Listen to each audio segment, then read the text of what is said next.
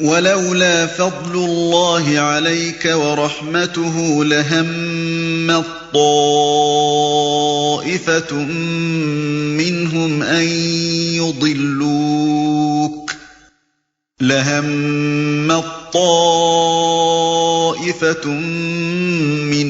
أن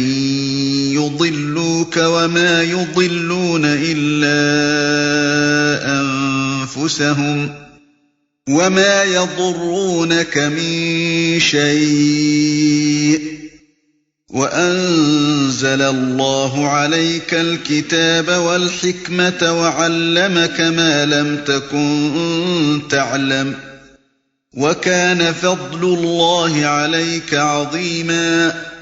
اے نبی، اگر اللہ کا فضل تم پر نہ ہوتا اور اس کی رحمت تمہارے شامل حال نہ ہوتی تو ان میں سے ایک گروہ نے تو تمہیں غلط فہمی میں مبتلا کرنے کا فیصلہ کر ہی لیا تھا، حالانکہ در حقیقت وہ خود اپنے سوا کسی کو غلط فہمی میں مبتلا نہیں کر رہے تھے اور تمہارا کوئی نقصان نہ کر سکتے تھے۔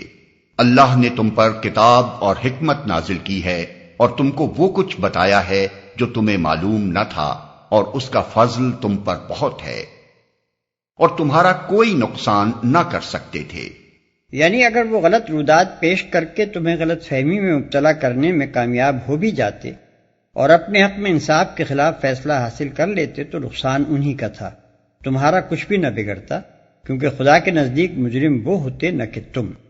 جو شخص حاکم کو دھوکہ دے کر اپنے حق میں غلط فیصلہ حاصل کرتا ہے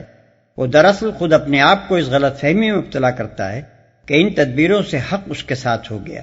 حالانکہ فی الواقع اللہ کے نزدیک حق جس کا ہے اسی کا رہتا ہے، اور فریب خوردہ حاکم کے فیصلے سے حقیقت پر کوئی اثر نہیں پڑتا۔ لا خير في كثير من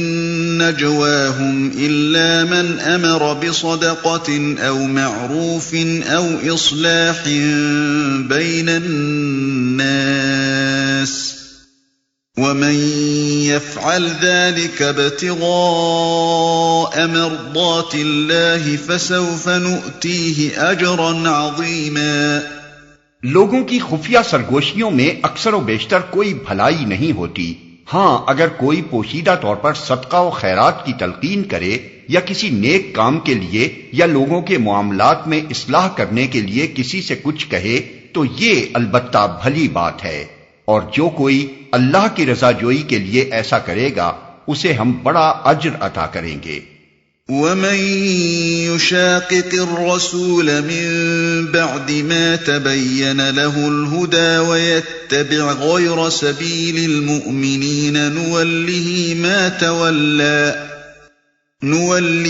مَا تَوَلَّى وَنُصْلِهِ جَهَنَّمَ وَسَاءَتْ مَصِيرًا۔ مگر جو شخص رسول کی مخالفت پر کمر بستہ ہو اور اہل ایمان کی روش کے سوا کسی اور روش پر چلے، دراں حالے کہ اس پر راہ راست واضح ہو چکی ہو، تو اس کو ہم اسی طرف چلائیں گے جدھر وہ خود پھر گیا، اور اسے جہنم میں جھونکیں گے جو بدترین جائے قرار ہے۔ اس کو ہم اسی طرف چلائیں گے جدھر وہ خود پھر گیا۔ جب مذکورہ بالا مقدمہ میں وحی الہی کی بنا پر نبی صلی اللہ علیہ وسلم نے اس خائن مسلمان کے خلاف اور اس بے گناہ یہودی کے حق میں فیصلہ صادر فرما دیا تو اس منافق پر جاہلیت کا اس قدر سخت دورہ پڑا کہ وہ مدینے سے نکل کر اسلام اور نبی صلی اللہ علیہ وسلم کے دشمنوں کے پاس مکہ چلا گیا